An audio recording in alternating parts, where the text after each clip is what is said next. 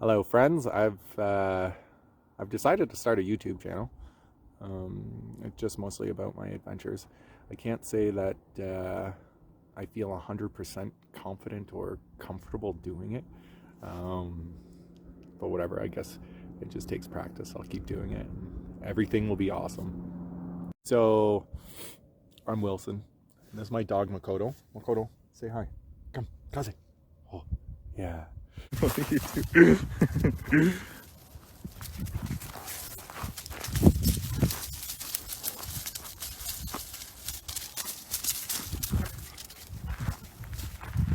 she climbed up there while I was playing with the camera. So starved for attention. Why'd you do that? You're so funny. You're so...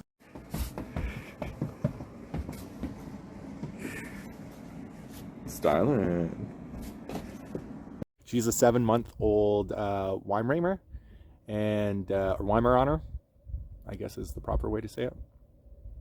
And we've been trying to cycle across Canada.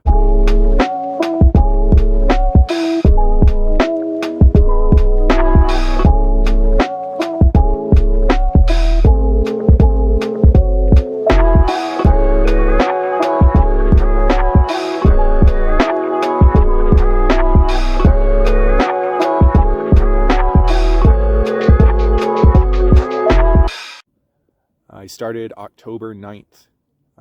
We went all the way to Gaspé.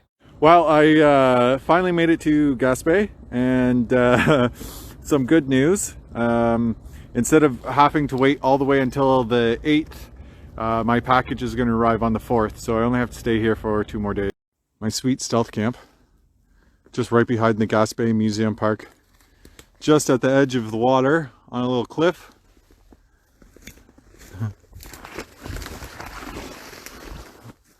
Which is the east coast of Quebec. And then from there, we went all the way to Ottawa. We started it in Windsor, Ontario.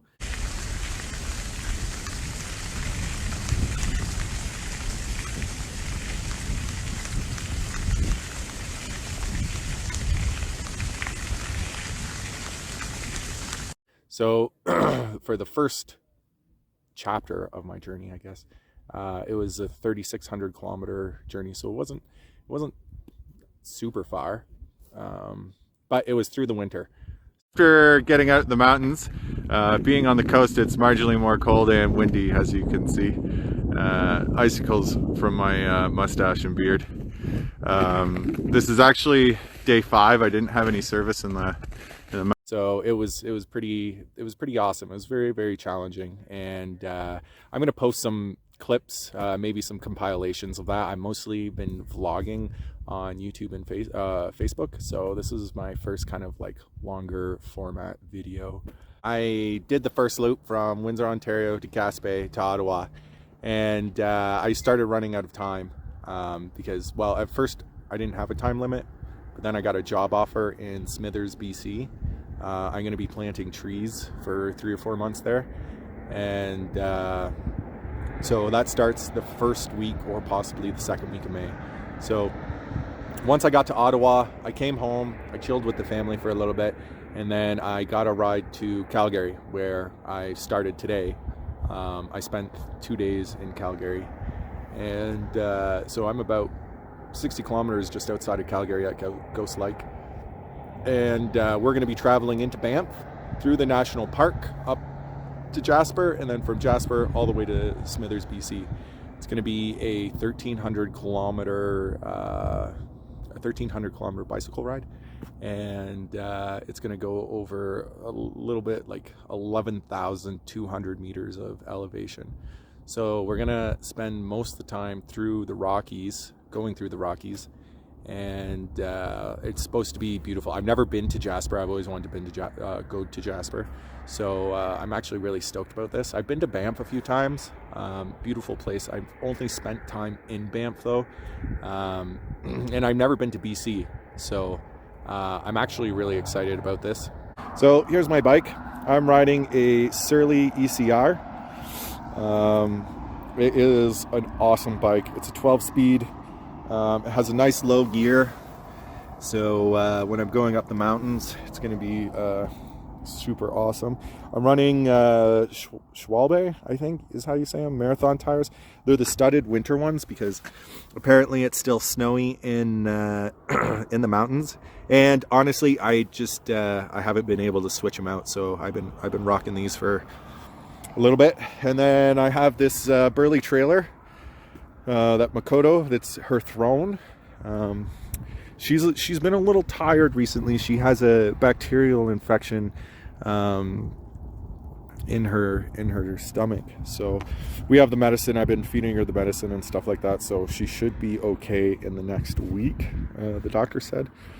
So she's just mostly chilling. Usually she runs about 30 kilometers a day, 25 to 30 kilometers a day. Yeah, they're pretty awesome. You can tell I'm all decked out for the snow. I got these 45 North Pogies. These things helped me out immensely, especially when I was going through Quebec and stuff like that. I hit at least one -40 day, and I had a whole bunch of -25, -30 days. So I would say for 80% of our journey too, we've been sleeping in tents, just wild camping or stealth camping. My camping spot for the night. It's a little bit of a stealth camp.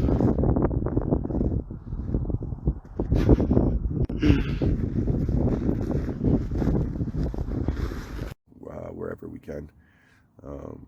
I've slept in forests.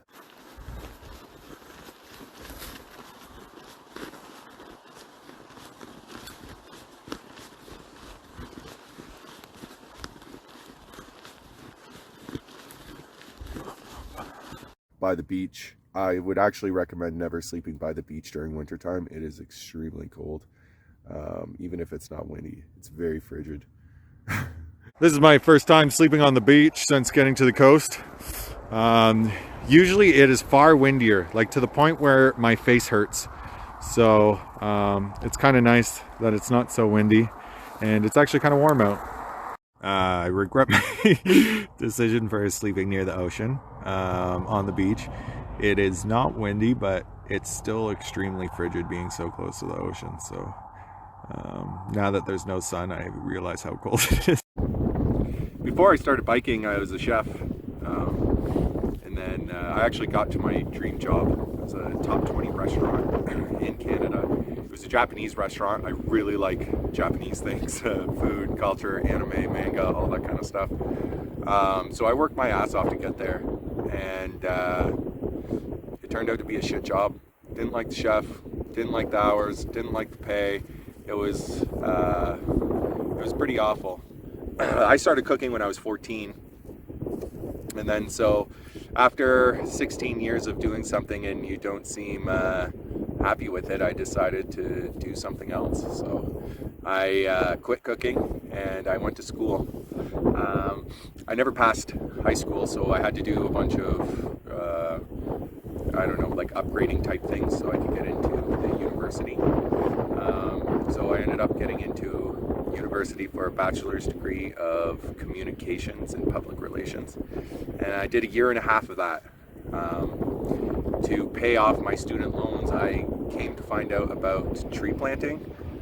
So you go, I did it in Ontario, so you just go into the northern Ontario around Thunder Bay, and for 4.5 months I lived out of a tent. No electricity, no internet, no civilization really, just putting trees in the ground, and that showed me how little I needed to be happy. So that was the first time in my life, after tree planting, it was the first time in my life that I ever had a lot of free time, because it's only seasonal work. In cooking, you never have free time, you never have holidays, you just never do anything but cook. So I had a couple months, and I decided that I had always wanted to go to India. So I decided to go to India.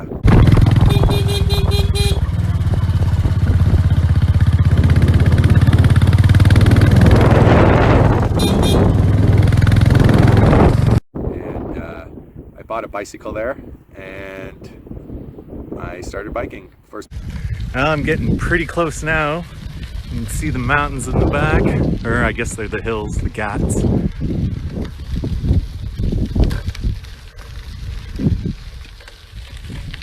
Place I went to was a place called Uttarakhand in Himachal Pradesh, and that's right up in the mountains. So first time at biking since probably elementary school, and I decided to go to the mountains, and I fell in love with biking. So that's kind of how my whole journey started.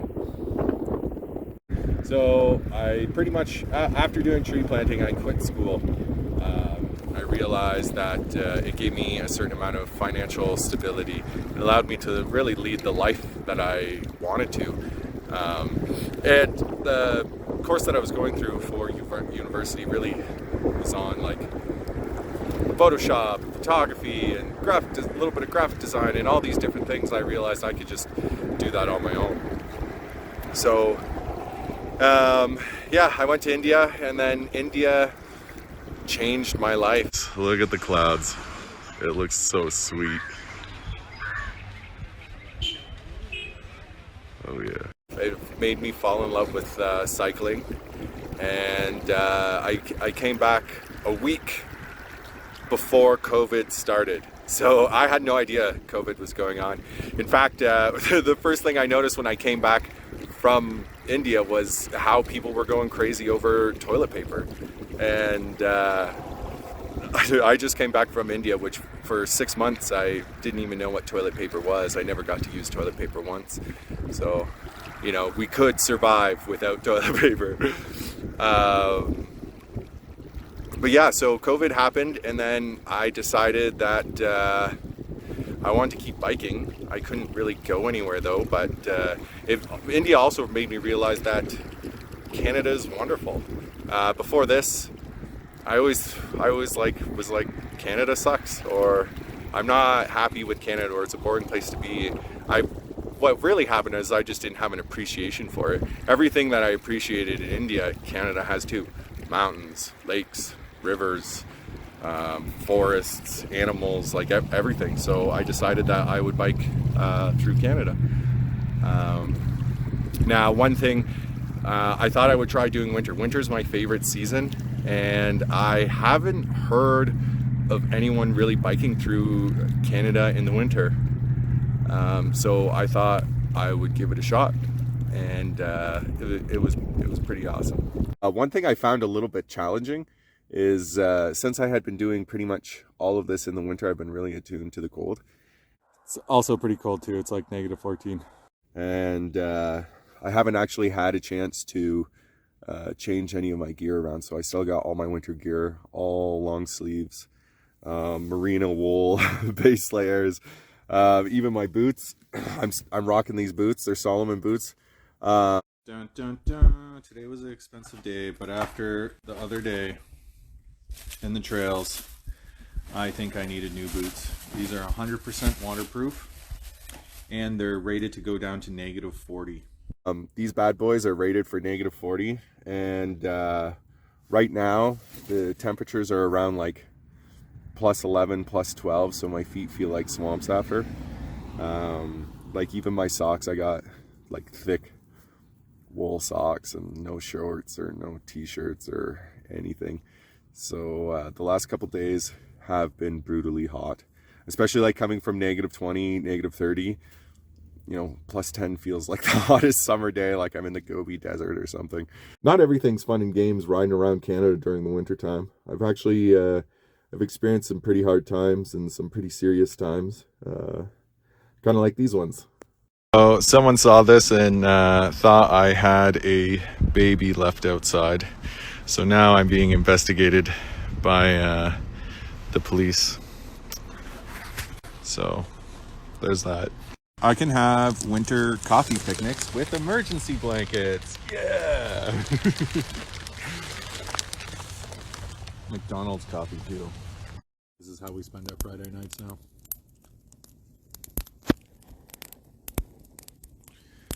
Oh no, my boot's on fire. Oh no, this boot's almost on fire. Look at that. Such a warm, beautiful day. We've decided to have a picnic, right, Makoto? Yeah, we're having a picnic.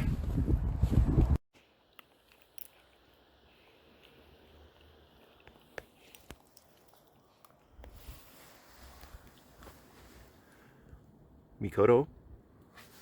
Mikoto. Let's go. Let's go. Tricks. Let's go.